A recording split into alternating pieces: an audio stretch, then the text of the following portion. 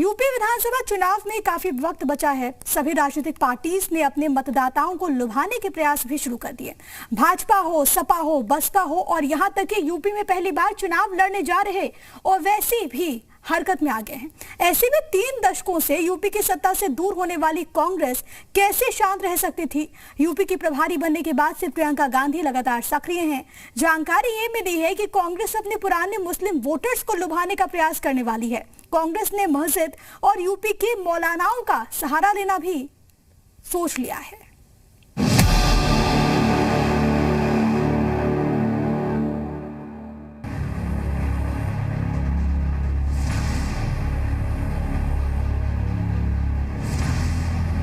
कांग्रेस उत्तर प्रदेश में 3 दशक के सत्ता के वनवास को खत्म करने, अपने पुराने जातीय समीकरण पर फिर से दुरुस्त करने में जुट गई है।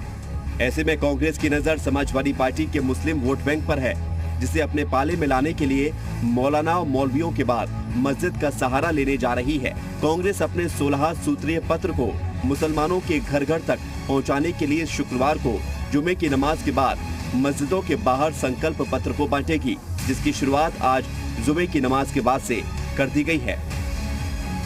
कांग्रेस की तरफ से एक अभियान शुरू किया गया है, जिसमें प्रदेश की तमाम मस्जिदों पे जाके संकल्प पत्र का वितरण किया जाना है। ये तस्वीरें आप देख सकते हैं। इस समय हम लखनऊ के जामा मस्जिद में हैं, जहां पे कांग्रेस के तमाम नेता यहां पहुंचे हैं और ये जो संकल्प पत्र है उनकी तरफ से जो तैयार किया गया है उसको वितरित किया जा रहा है और अल्पसंख्यक वोट बैंक को मजबूत करने के लिए एक बड़ा अभियान ये शुरू किया गया है। उत्तर प्रदेश में मुसलमान समाजवादी पार्टी के कोर वोटर माने जाते हैं।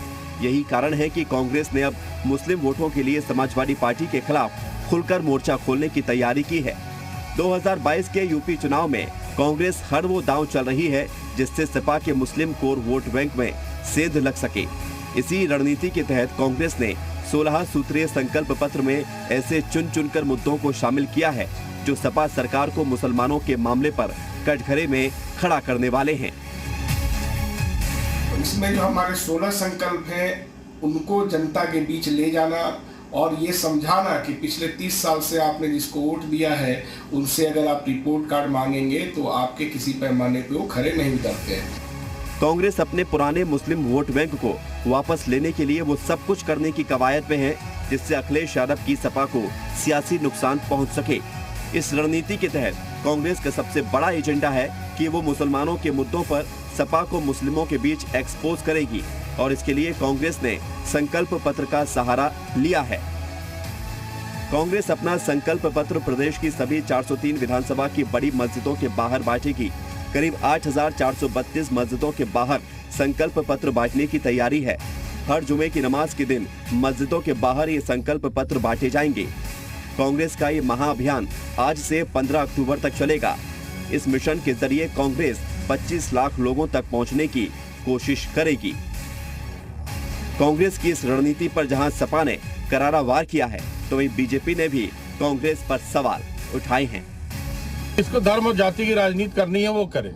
समाजवादी पार्टी धर्म और जाति की राजनीति नहीं करती। 2022 के आने वाले चुनाव में हम विकास को लेके, जनता से जुड़ी हुई मूलभूत समस्याओं को लेकर समाजवादी पार्टी 2022 का चुनाव लड़ने जा रही है और धर्म और जाति की राजनीति जो हो रही है वो देश और प्रदेश के लिए अच्छी नहीं है। ये जो मुस्लिम तुष्टीकरण की कांग्रेस की रणनीति थी वो पूरी तरह फेल हो गई है। जनता कांग्रेस का सच जान चुकी है और कांग्रेस की गलत नीतियों का ही परिणाम रहा कि मुस्लिम समाज के लोग राष्ट्र की मुख्यधारा में शामिल नहीं हो पाए। इसलिए अब इन सब जो टुटके हैं उसका कांग्रेस को कोई लाभ मिलने वाला नहीं है। यूपी में सालों की सियासी प्यास बुझाने की कोशिश में जुटी कांग्रेस के लिए यूपी का 2022 का चुनाव बेहद खास है।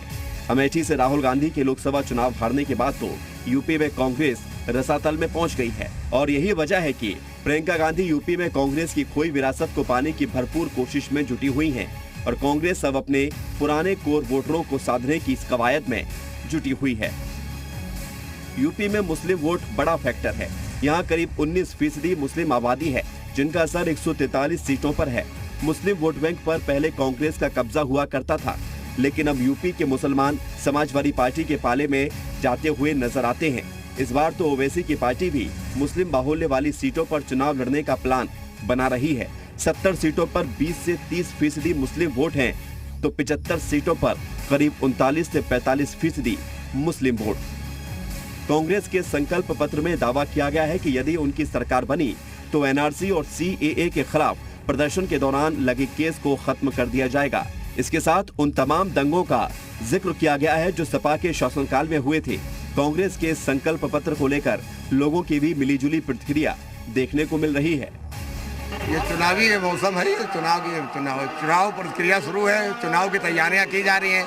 हर पार्टी अपनी अपनी तैयारी कर रहा है, कांग्रेस भी अपनी तैयारी कर रही है और कुछ जनता का मूड भी पहचान रही है कि क्या जनता का मूड है, क्या नहीं है, जनता क्या चाहती क्या नहीं चाहती। कोई समाजवादी वाला आएगा, कोई कांग्रेसी आएगा, कोई बहुजन समाज पार्टी वाला आएगा, कोई ना कोई आएगा तो पता चलेगा कि भैया ये जो छाप के ला रहे हैं अब हम इस पर विचार करेंगे। कांग्रेस का ये संकल्प पत्र कांग्रेस को सत्ता तक पहुंचाएगा या फिर सिर्फ सपा को डेंठी लगाएगा, ये देखने वाली बात होगी।